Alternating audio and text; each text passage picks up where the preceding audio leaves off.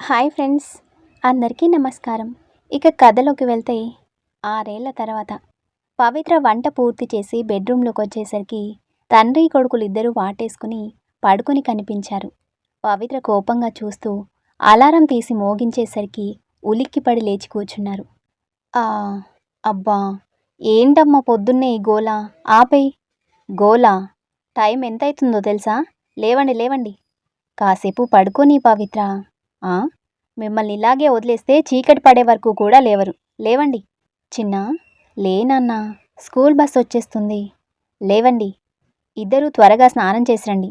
Bed సర్దుతూ తొందర చేసేసరికి కార్తీక్ బాబుని తీసుకొని వాష్రూంలోకి వెళ్ళాడు. ఇద్దరూ స్నానం చేసి బయటకు వచ్చిన తర్వాత కార్తీక్ రెడీ అయ్యి బాబుని రెడీ చేస్తున్నాడు. వాడికి షూ వేస్తూ ఉండగా పవిత్ర లోపలికి వచ్చింది. ఏంటి, ఇంకా అవ్వలేదా? మీ బద్ధకమే మీ కొడుకి కూడా వచ్చింది. మీ ఇద్దరితో వేగలేక చచ్చిపోతున్నాను. రాత్రులేమో వీడియో గేమ్లంటూ లేటుగా పడుకోవటం, ఉదయమేమో ఇలా నన్ను పరుగులు పెట్టించడం బాగా అలవాటైపోయింది మీ ఇద్దరికి. అయిపోయింది పవి, అరవకు. నా అరుపులే వినిపిస్తాయి, మీరు చేసేవి మాత్రం కనిపించవు. త్వరగా కానివ్వండి. అబ్బా, నువ్వెళ్ళు, నేను వాణ్ణి తీసుకొనొస్తాను. సరే, త్వరగా రండి. పవిత్ర బయటికి వెళ్ళిపోయింది. బాబు తన వైపే చూస్తూ ఉండటం గమనించి కార్తీక్ వాణ్ణి కదిలించాడు. ఏంట్రా, మీ అమ్మని అలా చూస్తున్నావు? నీకీ గయ్యాలి పిల్లం ఎక్కడ దొరికింది డాడీ? కార్తీక్ నవ్వుతూ బాబుకి షూ వేసి ఎత్తుకున్నాడు. మీ అమ్మ గయ్యాలి కాదురా, చాలా మంచిది. లేదు డాడీ, నిన్ను చాలా సతాయిస్తుంది కదా. దానికి ముందు నేను మీ అమ్మని ఇంతకంటే ఎక్కువే సతాయించానులే. అందుకే ఇప్పుడు ఇలా ఉండాల్సిన పరిస్థితి వచ్చింది. ఏం చేశావు డాడీ? చాలా చేశాను. మీ అమ్మ నన్ను చాలా భరించిందిరా. దాంతో పోలిస్తే ఇది చాలా చిన్నది. నువ్వు ఒక విషయం గుర్తుపెట్టుకో, మీ అమ్మ కోపం కంటే తన ప్రేమ చాలా బలమైనది. అదెప్పటికీ వదులుకోకూడదు. ఇప్పుడు అమ్మని ఎంత బాగా చూసుకుంటావో రేపు నీ భార్యను కూడా అలాగే చూసుకోవాలి. అర్థమైందా? నీ వయసుకి మాటలు అర్థం కావులే, కానీ గుర్తుపెట్టుకో, ఫ్యూచర్లో బాగా పనికొస్తాయి. సరే డాడీ. సరే, టిఫిన్ చేద్దాం పదా. ఇద్దరూ బయటికి వచ్చేసరికి పవిత్ర టిఫిన్ రెడీ చేసి పెట్టింది. ఇద్దరూ డైనింగ్ టేబుల్ మీద కూర్చునేసరికి కార్తీక్కి టిఫిన్ వడ్డించి బాబుకి తినిపిస్తుంది. అమ్మా, నీ చేతికి గాయమేంటి? ఇదా, వంట చేసేప్పుడు కాలిందిరా. నువ్వు తిను, మందులేసుకోమ్మా, నొప్పిగా ఉంటుంది కదా. పవిత్ర నవ్వుతూ బాబు నుదుటి మీద ముద్దు పెట్టుకుంది. నా బాబే, చిన్న దెబ్బే, నొప్పేం లేదులే, నువ్వు తిను. కార్తీక్ ఇద్దరినీ చూసి నవ్వుకుంటాడు. స్కూల్ బస్ రావటంతో బాబుని బస్ ఎక్కించి లోపలికి వచ్చింది. కార్తీక్ హాల్లో కూర్చుని కనిపించాడు. ఏంటి, మీరింకా ఆఫీస్కి వెళ్ళలేదా? ఎక్కడా, సతీమణి గారికి కొడుకుని చూసుకోవడమే సరిపోతుంది. మొగుణ్ణి పట్టించుకోవటం లేదు కదా. ఇప్పుడు మీకేం కావాలి? ఇవాళ ఏ రోజో మర్చిపోయావా? ఇవాళ పండగలేం లేవే. పండగైతే చిన్నాని స్కూల్కి సెలవుండేది. మరింకేంటి? అబ్బా, ఎప్పుడూ కొడుకు ధ్యాసేనా? ఇవాళ మన మ్యారేజ్ యానివర్సరీ. హో, అవును కదా, గుర్తులేదండి. ముందే చెప్పుంటే చిన్నాన్ని స్కూల్ మాన్పించేదాన్ని కదా. అందుకే చెప్పలేదు. కార్తీక్ నవ్వుతూ పవిత్ర దగ్గరికి వచ్చి వెనుక నుంచి హత్తుకొని భుజం మీద తల ఆంచాడు. హలో శ్రీవారు, హద్దులు దాటుతున్నారు.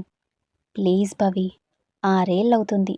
ఇంకా నన్నిలా దూరం పెట్టడం భావ్యం కాదు. అంతా మీరు చేసుకున్నదే కదా.